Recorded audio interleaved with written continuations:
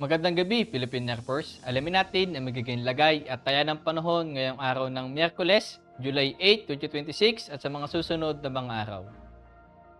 Para sa ating synoptic situation, si Super Typhoon Inday ay huling namataan kaninang alas 4 ng hapon na may layong 1,170 km east of northern Luzon. Ito ay may lakas na hangin na 195 km mula sa gitna at may pagbugso na 240 km per hour. At ito ay kumikilos na westward sa bilis na 20 km per hour. Habang southwest monsoon naman na siya nakakapekto dito sa Visayas at Mindanao. Para naman sa track and intensity forecast ni Super Typhoon Inday, ito ay inaasahan na mananatiling Super Typhoon sa loob ng 24 hours. At ito ay inaasahan na hina bilang isang typhoon category sa Biyernes ng umaga. At inaasahan naman na lalabas ng Philippine Area of Responsibility sa Sabado ng umaga. At para naman sa Tropical Cyclone Wind Signal, Signal number 1 dito sa Batanes, Boboyan Island, Ilocos Norte, Apayao, Cagayan, Northern Abra, Northern Kalinga, Isabela, Northern Aurora at northeastern portion ng Quirino. At para naman sa General Area Forecast para bukas, sa Isabela at Cagayan ay makakaranas ng rains with gusty wind. Dulot yan ni Super Typhoon Inday. Habang sa Eastern Visayas at sa natitirang bahagi ng Bicol Region ay makakaranas ng maulap na kalangitan na may kalat-kalat na pag-ulan, pagkulog at pagkidlat. Dulot pa rin yan ni Super Typhoon Inday. Habang sa Metro Manila at natitirang bahagi ng Luzon ay makakaranas ng bahagyang maulap hanggang sa maulap na kalangitan na may pulupulong pag-ulan, pagkulog at pagkidlat. Dulot yan naman ng localized thunderstorm.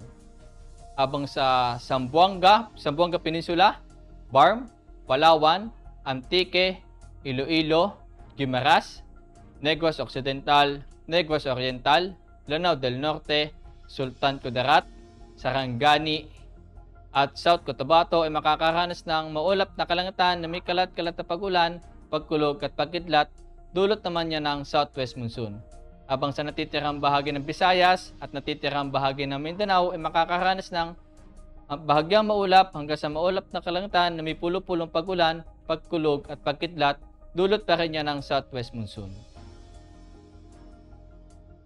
At para naman sa susunod na 3 araw dito sa Metro Manila, Cavite, Lipa City, mula Biyernes hanggang Sabado ay makakaranas ng occasional rains. At pagdating naman ng Linggo ay makakaranas ng maulap na kalangitan na may kalat-kalat na pag-ulan, pagkulog at pagkidlat. Pagdating naman sa Angeles, Puerto Princesa at Calayan Island, sa Biyernes ay makakaranas ng maulap na kalangitan na may kalat-kalat na pag-ulan, pagkulog at pagkidlat. At pagdating naman ng Sabado at Linggo ay makakaranas ng occasional rains. At pagdating naman sa Mactan, sa Biyernes ay makakaranas ng maulap na kalangitan na may kalat-kalat na pag-ulan, pagkulog at pagkidlat. At pagdating naman ng Sabado at Linggo ay makakaranas ng bahagyang maulap hanggang sa maulap na kalangitan na may pulo-pulong pag-ulan, pagkulog at pagkidlat. At pagdating naman dito sa Zamboanga, mula Biyernes hanggang Linggo ay makakaranas ng maulap na kalangitan na may kalat-kalat na pag-ulan, pagkulog at pagkidlat. At pagdating naman dito sa Davao, mula Biyernes hanggang Linggo, ay makakaranas ng bahagyang maulap hanggang sa maulap na kalangitan na may pulo-pulong pag-ulan, pagkulog at pagkidlat. Ang araw ay lumubog kaninang 6:30 PM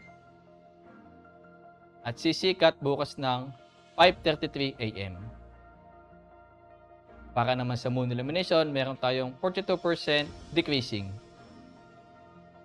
At para manatiling updated sa lagay at taya ng panahon, i-follow lamang ang Air Force Weather Center sa aming mga official social media accounts. Sa ngalan ng aming commanding officer na si Colonel Hermelino T. Calubiran Jr., PAP JC, ako si A2C Eversea Amazona, your weather broadcaster ng Air Force Weather Center. Muli, magandang gabi, Philippine Air Force.